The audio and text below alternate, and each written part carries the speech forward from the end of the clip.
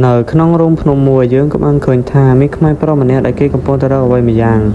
ហើយគេក៏បាននិយាយឡើងថាទីបំផុតខ្ញុំបានរកវាឃើញហើយ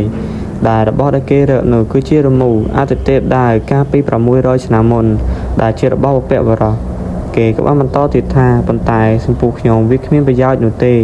ដោយសារតែខ្ញុំបានខូចខាតស្នូលវិញ្ញាណបាត់ទៅហើយគេក៏បានមូររមូរនោះដាក់ក្នុងឫស្សីរួចក៏បានលេបវាចូលទៅក្នុងពោះផងដែរពេលនោះក៏មានបរិបទពីរនាក់ដើរចូលមកហើយបានសួរគេថាតើឯងរកវាឃើញហើយមែនទេដោយបរិបទនៅខាងមុខគេគាត់មានឈ្មោះថាស៊ូមូយ៉ុងដែលគាត់គឺជាអ្នកលឿងនៃចម្ព័ន្ធអ្នកចម្បាំងផងដែរតួឲ្យប្រុសរបស់យើងក៏បានតបទៅកាន់គេវិញថាខ្ញុំបានរកឃើញវាហើយខ្ញុំរក្សាទុកវាយ៉ាងល្អបើអ្នកបំពេញតាមកិច្ចសន្យាខ្ញុំនឹងបកគលឲ្យអ្នកភ្លាមនោះព្រឹទ្ធាចារ្យជាន់ខ្ពស់នៃសម្ព័ន្ធអ្នកចម្បាំងវិញយ៉ាងក៏បាននិយាយឡើងថាតើឯងចង់ទុកប៉ារ៉ាសិតនេះនៅក្នុងខ្លួនរបស់ឯងមែនទេមិនចាប់គេទៅស៊ុនម៉ូយុងគាត់ក៏បានដកដាលឡើងផងដែរគាត់បាននិយាយទៀតថាកិច្ចសន្យាមែនទេយើងនឹងបំផ្លាញឯងនៅទីនេះហើយបបិស៊ុនម៉ូយុងមួយនេះគាត់ក៏បានរៀបរាប់ពីឈ្មោះតួឲ្យប្រុសរបស់យើងដោយតួឲ្យប្រុសរបស់យើងក៏មានឈ្មោះថាវ៉ាន់វៃមកពីត្រកូលផ្កាយភ្លឺប៉ុន្តែត្រូវបានត្រកូលគ្រួសារបណ្ដេញចេញដោយសារតែអសមត្ថភាពខ្លាំងពេក10ឆ្នាំក្រោយចេញពីគ្រួសារត្រូវបានលទ្ធិឈាមចាប់មកធ្វើជាទីស្ករថែមទាំងមានប៉ារ៉ាសិតឈាមនៅក្នុងនោះទៀតផងដោយលើដូចនេះធ្វើឲ្យតួឲ្យប្រុសរបស់យើងក៏មានការភ្ញាក់ផ្អើលដោយសារតែបែបនេះគឺគាត់ដឹងសមត្ថភាពតួឲ្យប្រុសរបស់យើងទាំងអស់ហើយគេបាននិយាយឡើងថាឆាប់ប្រកួតរមូរចេញមកតួឲ្យប្រុសរបស់យើងក៏បានមើលទៅកាន់ដាដែលភ្ជង់កគាត់ហើយគាត់បាននិយាយឡើងថាសន្តោសខ្ញុំមិនអាចប្រកួតវាឲ្យតអ្នកបាននោះទេហើយព្រឹទ្ធាចារ្យចុងពោះមកពីសម្ព័ន្ធចម្បាំងក៏បាននិយាយថាល្អណាស់ភ្លាមនោះតួឲ្យប្រុសរបស់យើងក៏បានស៊ីមួយដាវចំកណ្ដាលបេះដូងបាត់ទៅហើយដែលជាបេមូសុនជាអ្នកចាក់តួឲ្យប្រុសរបស់យើងក៏បាននិយាយថាអាសត្វដេឆានឯងរីកគំរសម្រាប់យើងតាំងពីដំបូងហើយមូសុងគាត់ក៏បានដកដាវចេញមកក៏បាននិយាយឡើងថាសំទោសមិនໄວឯងជាអ្នករើសដោយខ្លួនឯងតួឲ្យប្រុសរបស់យើងគាត់មានការស្ដាយក្រជាខ្លាំងដែលគាត់រើសជំរើសមួយនេះហើយមូសុងក៏បានកាត់សម្លាប់ទៅលើតួឲ្យប្រុសរបស់យើងម្ដងហើយម្ដងទៀតលក្ខណៈធ្វើទរណកម្មប៉ុន្តែភ្លាមនោះមូសងគាត់ក៏បានកាប់ត្រូវរមូរនោះផងដែរធ្វើឲ្យគាត់ភ្ញាក់ផ្អើលខ្លាំងមែនទែនដោយរឿងនេះមិនទាន់ចប់នោះទេដោយគាត់បានភ្ញាក់ផ្អើលម្ដងទៀតដោយម៉ាន់វ៉ៃរបស់យើងគាត់បានបញ្ចេញភ្លើងពណ៌ខៀវហើយគាត់បាននិយាយឡើងថាបើមានជាតិក្រោយមែនសូមមកខ្ញុំចាប់ជាតិនៅកន្លែងដែលល្អមានជីវិតប្រសើរជាងនេះផងដែរហើយមិនដឹងជាមានមូលហេតុអ្វីតួឲ្យប្រុសរបស់យើងគាត់ក៏បានដឹងខ្លួនមកវិញគឺដោយសារតែបងប្អូនអាឃីវអាកុហលមិនចេះទឹកដាក់តួឲ្យប្រុសរបស់យើងគាត់ក៏បានស្វះស្វែងស្ទាបរបួសរបស់គាត់ប៉ុន្តែឃើញថាវាមិនមាននោះទេហើយគាត់បានស្ដាប់សំឡេងទៅដូចជាប្រហែលតើពួកគេមានដែរឬទេពេលដែលគាត់ងាកមកគឺពិតមែនគឺជាបងប្អូនព្រំនៃគូដែលមានរហស្សនាមថាដាវទេពហូណាមខ្ញុំសូមហៅគេថាអាឃីវនិងអាកុហលម្ចាស់តួឲ្យប្រុសរបស់យើងគាត់បានមើលទៅកញ្ចក់ដែលឃើញមុខគាត់ក្មេងជាងមុនដោយអាវខៀវនិងអាវក្រហមគាត់ឃើញតួឲ្យប្រុសរបស់យើងមិនចេញអាការៈចម្លែកភ្លាមនោះអាវខៀវគាត់ក៏បានស្ទុះទៅធាក់តួឲ្យប្រុសរបស់យើងមួយជើងផងដែរគាត់បាននិយាយថាងើបឡើងទៅបង់លុយឲ្យគេផងភ្លាមនោះតួឲ្យប្រុសរបស់យើងក៏បាននិយាយថាទេវាឈឺចាប់វាមិនមែនជាការយល់សប្តិនោះទេគាត់ក៏បានទៅសួរអាវខៀវថាតើថ្ងៃនេះគឺជាថ្ងៃទីប្រមាណខែប្រមាណ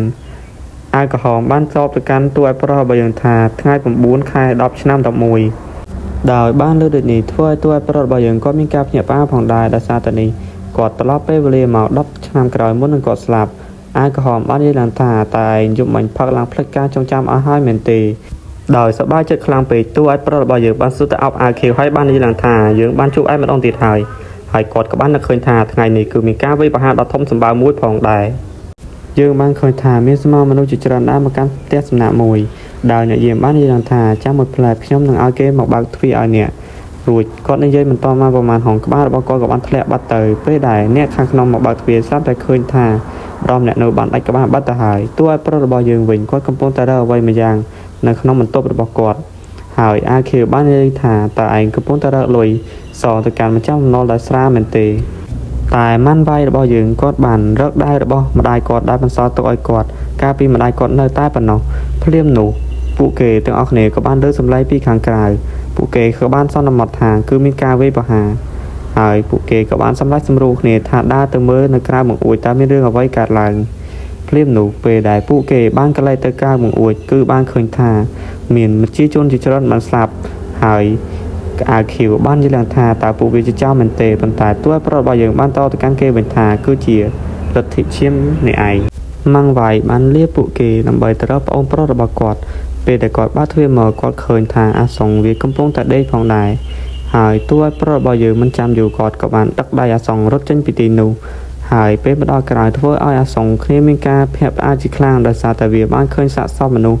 សងាប់ជាច្រើននៅពីពេញផ្លូវសូម្បីតែលោកក៏គេមិនលើកលែងនោះដែរក៏បានរត់ចេញពីព្រះវិហារដូចគ្នាតួប្រុសរបស់យើងក៏បាននាំអាសង្ឃមកដល់កន្លែងសុវត្ថិភាពហើយគាត់បានច្រានអាសង្ឃឲ្យចូលទៅកាន់ទីនោះលាក់ខ្លួនគាត់មិនចូលទៅជាមួយគេនោះទេគាត់បានបិទទ្វារឲ្យគេផងដែរម៉ាន់វាយរបស់យើងបានមើលឃើញថាមានមនុស្សច្បាំងមួយគាត់ក៏បានចូលទៅលាក់ខ្លួនទីនោះជាមួយនឹងដាវរបស់គាត់ផងដែរប៉ុន្តែរឿងដែលយើងទឹកស្វាមកដល់គឺដាវរបស់តួប្រុសរបស់យើងបានបញ្ចេញពលឺឡើងមកថែមទាំងលេចកូនទេពធីតាមួយផងដែរដោយពួកគេកំពុងតែនិយាយគ្នាមិនទាន់បានប្រមាណផងដោយមានសំណត់ជើងបរិសម្នាក់ដើរមកទីនេះបាត់ទៅហើ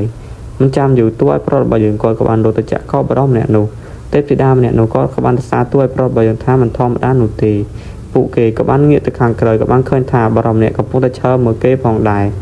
រតួប្រុសរបស់យើងក៏បាននិយាយឡើងថាខ្ញុំមិនអាចវាយឈ្នះគេទេគេនៅពាក់កណ្ដាលក្បាច់គុណហើយអបិនឹងក៏បានដើរមកផងដែរមើលទៅមុខគេពិតជាអស់សំណត់ទៅកាន់តួប្រុសរបស់យើងខ្លាំងមែនទែនតួប្រុសរបស់យើងបានតបទៅកាន់គេវិញថាបើឯងចង់រៀបកំឡុងសម្រាប់យើងនោះវាមិនងាយស្រួលនោះទេយើងមិនមែនជាទំលងមួយឯងសម្រាប់បានងាយៗនោះទេហើយទេពធីតានៅក្បែរគេក៏បានស្រែកប្រាប់ថាឯងវាយឈ្នះគេដែរឬទេធ្វើឲ្យអបិនោះមានការផ្ទុះសំណត់ជាតួប្រុសរបស់យើងខ្លាំងមែនទែនហើយពួកគេទាំងពីរក៏បានដកដាវមកទល់គ្នាហើយយើងឃើញថាតួប្រុសរបស់យើងគាត់ប្រឹងកិច្ចខ្លាំងមែនទែនគឺមួយដាវគឺដាច់សក់តួប្រុសរបស់យើងតែម្ដងយើងក៏បានឃើញថាបរិសម្នាក់ហ្នឹងក៏បានទប់យ៉ាងងាយរួចក៏បានចាប់ដៃតួប្រុសរបស់យើងជាប់ផងដែរដោយក៏បាននិយាយឡើងថាវាពិតជាយើងខ្លាំងមែនទែនក្បាច់ដាវរបស់ឯងវាពិតជាការប៉ុន្តែភ្លាមនោះតួប្រុសរបស់យើងក៏បានទម្លាក់ក្បិតមកដៃខាងក្រោមរបស់គាត់ហើយក៏វាប្រហារត្រគេមួយទំហឹងតែម្ដងធ្វើឲ្យបរិសម្នាក់នោះក៏មានការដាច់មុខផងដែរដោយការខឹងបរិសម្នាក់នឹងក៏បានទាត់តួប្រុសរបស់យើងមួយជើងធ្វើឲ្យតួប្អែកប្រុសរបស់យើងគាត់ប៉ាងពី3ត្រឡប់ផងដែរគេក៏បានលេងមែនទែនដោយដកដាវមកវាយហើយក៏បានស្ទុះមកប្រើតួឲ្យប្រុសរបស់យើងផងដែរជាមួយ14ដុល្លារគេក៏បានបញ្ចេញក្បាច់ដាវរបស់គេម្ដងហើយម្ដងទៀតមើលទៅតួឲ្យប្រុសរបស់យើងពិតជាពិបាកទប់ទល់ហើយបរិសម្នាក់នឹងគេនៅតែបន្តវាយផងដែរដោយគេមិនចង់លេងជាមួយតួឲ្យប្រុសរបស់យើងយូរគេក៏បានបញ្ចេញ ultimate មកផងដែរធ្វើឲ្យតួឲ្យប្រុសរបស់យើងគាត់មានការស្លក់ចិត្តជាខ្លាំងហើយមើលទៅតួឲ្យប្រុសរបស់យើងគាត់នៅតែទប់ជាប់និងក៏បានប៉ាំងរីខ្លួនផងដែរតួឲ្យប្រុសរបស់យើងបាននិយាយឡើងថាខ្ញុំបានតែទៅទុកគេប៉ុណ្ណោះមិនអាចវាបហាបាននោះទេពេលនោះទេពធីតាតូចក៏បានចូលមកកាន់តួឲ្យប្រុសយើងថាតើឯងត្រូវការជំនួយពីយើងនោះទេតួឲ្យប្រុសរបស់យើងមិនចាំយូរគាត់ក៏បានយល់ព្រមហើយពួកគេក៏បានសហការគ្នាផងដែរដើម្បីកញ្ចោបបែបហ្នឹងហើយបែបហ្នឹងក៏បានងើបមកវិញហើយនឹងបានស្ទុះមកយ៉ាងលឿនទៅកាន់តួឲ្យប្រុសរបស់យើងផងដែរតួឲ្យប្រុសរបស់យើងក៏បាននិយាយថាខ្ញុំរៀបចំហើយបរិសម្នាក់នឹងក៏បានស្ទុះមកជាមួយនឹងក្បាច់ដាវដ៏លឿនរបស់គាត់តួឲ្យប្រុសរបស់យើងគេបានត្រឹមតែទប់ប៉ុណ្ណោះហើយបរិសម្នាក់នឹងក៏បាននិយាយឡើងថាអាចង្រៃនេះទប់យើងបានទាំងអស់គ្រប់ស្នៀតហើយផ្នែករបស់គេក៏ចាប់ផ្ដើមហូរឈាមខ្លាំងមកឃើញឱកាសល្អបែបនេះតួឲ្យប្រុសរបស់យើងក៏ចូលទៅបង្ហើយគេផងដែរប៉ុន្តែគេបានមើលឃើញផងដែរគេក៏បានលើកក្បាច់ដាវមកដើម្បីនឹងវាយទៅកាន់តួឲ្យប្រុសរបស់យើងប៉ុន្តែមិនមែននោះទេគេបែបប្រើជើងធាក់ទៅវិញដោយមួយជើងមួយនេះធ្វើឲ្យតួឲ្យប្រុសរបស់យើងប៉ាំងនឹងចាំង10ម៉ែត្រផងដែ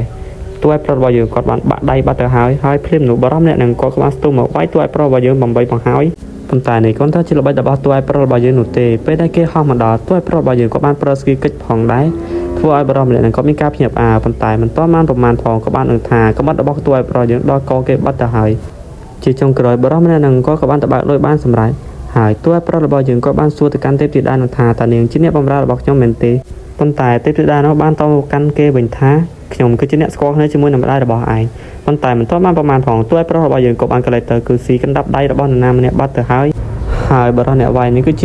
ាមេក្រុមនេះឯងដោយគេបាននិយាយឡើងថាអាចង្រៃឯងបំផ្លាញកូនចៅយើងអស់ជាច្រើនមើលទៅកាន់តួឲ្យប្រុសរបស់យើងវិញគេពិតជាទ្រុឌទ្រង់ខ្លាំងមែនទែនហើយសាច់រឿងរបស់យើងក៏បានមកដល់ទីបញ្ចប់តែត្រឹមនេះផងដែរហើយខ្ញុំក៏សូមសំទោសចំពោះសម្លេងរំខានផងដោយសារតែ admin មិនបានដាក់អ្វីចំនួននោះទេហើយនៅស្រុក admin គឺភ្លេងរងថ្ងៃចឹងវាពិបាកក្នុងការបញ្ចូលសម្លេងវាមិនសូវល្អនោះទេហើយខ្ញុំក៏សូមអរគុណចំពោះប្រាដើមអ្នកដែលបានឧបត្ថម្ភខ្ញុំ2សែនផងដែរបាយបាយ